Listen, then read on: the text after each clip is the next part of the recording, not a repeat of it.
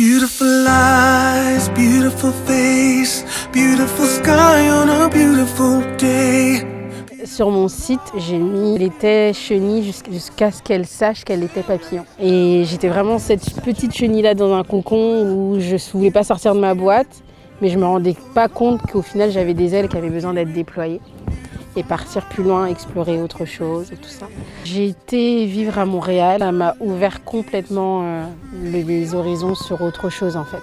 J'avais vraiment l'esprit qui s'est ouvert, qui s'est élargi. Et j'ai découvert les talents et les dons que j'avais. C'est pas du tout de la prétention, je crois que chacun d'entre nous, on a des dons, on a des talents qui sont là, qui sont cachés, qu'on met pas forcément en avant ou que par la culture dans laquelle on vit ou dans laquelle on grandit, on n'a pas la possibilité de l'exploiter en fait, si je peux dire ça comme ça. Et en allant du coup dans le pays des caribous, là-bas, j'ai découvert le design d'intérieur. La décoration d'intérieur. J'étais partie pour faire ces études-là. Et quand j'ai commencé ces études-là, j'ai commencé à voir cette créativité se développer. Je commençais à voir en fait au sein de ma vie que chaque chose prenait sa place, était cohérente par rapport au design, par rapport à la création, par rapport à la mise en ambiance. Je voulais quelque chose qui soit reconnu par l'État. Je voulais quelque chose qui puisse porter un sceau à ce que je dis, à mon discours.